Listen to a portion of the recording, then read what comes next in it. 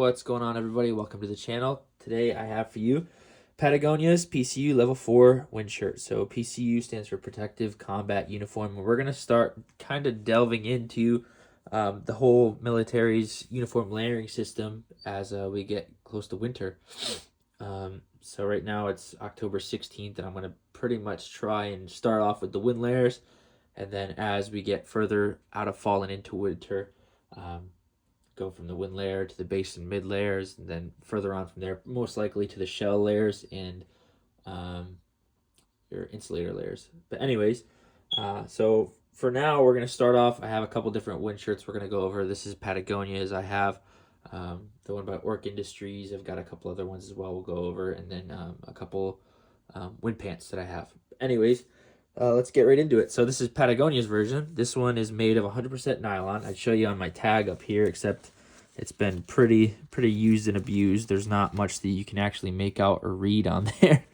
But anyway, so this is designed pretty much to go underneath of your field shirt, combat top, whatever, but also over top of your base and mid layers. And it's pretty much designed to block out as much wind as possible, basically take the bite out of it, and also retain about up to 300% of the heat that's inside, depending on your layer and other circumstances. But anyways, I guess I'll just go over this specific top. So it's pretty much all the same thing. There's just nylon everywhere. That's all it is. You got the zipper down the front. It goes the entire duration of the jacket all the way down. And it's got a small collar. Some of them have a stowable hood. This one does not. It's just a collar. And there's some elastic right at the cuffs here. And down at the bottom of the jacket, there's some shock cord running around the waistband. So you can actually take this and cinch it down so it's tighter to your body if you're trying to block out more wind, or if you're doing something more active and you need a little bit more breathability and airflow. You can loosen it up and it breathes a little bit better. Just basically something that you can use to help with body temperature regulation. So pretty much what I've used this for, I do a lot of backpacking and mountaineering, things like that. And I actually really liked this a lot to use. This was very comfortable. It's very fragile. The nylon rips very easily. So I'll show you down here on one of the sleeves. It just got shredded a little bit. There's been a spot that tore in the back shoulder. I was able to patch it with some of the Gear-Aid, basically just waterproofing patch, if you can see it right here. Just kind of re-sewed it and then applied a little bead. Can't really notice it when it's being worn, but it pretty much just helps with the water resistance. So this isn't exactly a moisture barrier in any way. If there's like a light rain or a mist, this will protect you from that. However, it's not at all a rain shirt, you know. So I took this up to the mountains not too long ago, and it was very cold down at the base of the mountain. It was only 50, which is pretty warm, but getting closer to the summit, it dropped all the way down to like the low 30s. So this was also in October. So that's pretty cold for October. But anyway, I had this over top of the level 2 grid fleece, and just pretty much whenever it got too hot, just kind of unzipped, opened it up, and dumped heat. And really the goal of when you're doing something as aggressive as climbing a mountain, you're trying to stay as cool as you can comfortably. You know, you're not trying to stay bulky or bulked up with warming layers and stay as warm as possible, because then you'll start to sweat, and then once you're wet, you start to freeze, which is not at all what we want. So this performed really well in the mountains. That one time that I used it, I've used it a few other times, but specifically this most recent time, and just this with a level 2 shirt was enough to take the bite out of the wind. And then when we reached the summit and stopped for a break, you know, I just threw on something warmer. But yeah, anyways, so one of the cool things about this is that it's extremely packable. So right here you can kind of see the stitches, but on the inside there's one pocket. There's no other pockets anywhere at all. This has 0 pockets. It's just designed to be a shirt that blocks the wind.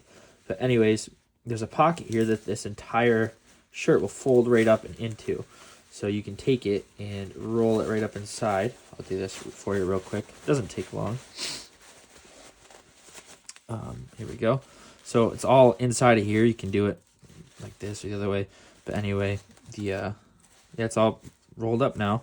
And then this can stow right into like a cargo pocket. It's super small, maybe a little bit bigger than the size of a baseball, around a softball.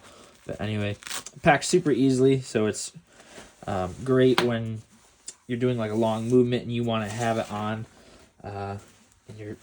Anyway, after a long movement, if you're cold and it's very windy, you can just kind of whip this out real fast, open it up, throw it on, and then whenever you're getting on the move again, just pack it up real quick and stuff it away.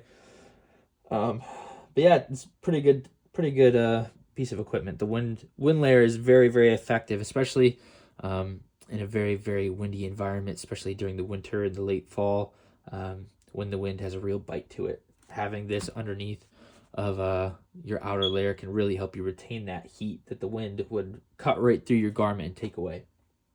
But anyway, it's a super, super soft material. This is a very, very thin nylon. And I would not ever wear this through any kind of thick brush or, really anywhere where it's going to catch anything, because it's just so thin that, you could see the spots where mine tore. And once it's torn, like the wind can break through that. So that's not at all what you want. You want this to be able to really block the wind. But yeah, it's super, super soft to the touch. It feels light and airy. And yeah, it's just not durable for that. Anyway, there's a few different variants you can get this in. You can get it with or without a hood. This one just does not have a hood. Most of the ones with the hood, I'm pretty sure they're packable at the top. But anyways, it comes in the Ranger Green or Alpha Green color. It comes in multicam, AOR1 and AOR2. It can be pretty pricey. The multicam ones, from what I've seen, are the most expensive versions. I've seen them used go for as low as $200, and brand new in the bag as high as like $450. These things they're not made anymore, to my knowledge. Patagonia doesn't make these, so they're pretty much a rare thing to get your hands on. But the AOR1 and AOR2 models, I've seen them pretty much on average right around $100 to $250, depending on which one and pretty much the condition, if it's been used and abused or if it's new. And then the Ranger Green ones are pretty common. Those are mostly around $150 to like $200 if you're looking around on the internet. But yeah, that's pretty much Patagonia's PCU Level 4 Windshirt. If you have any questions about it, let me know. And I'll see you in the next one. Thanks for watching. Leave a like, leave a comment, subscribe, and we'll see you next time.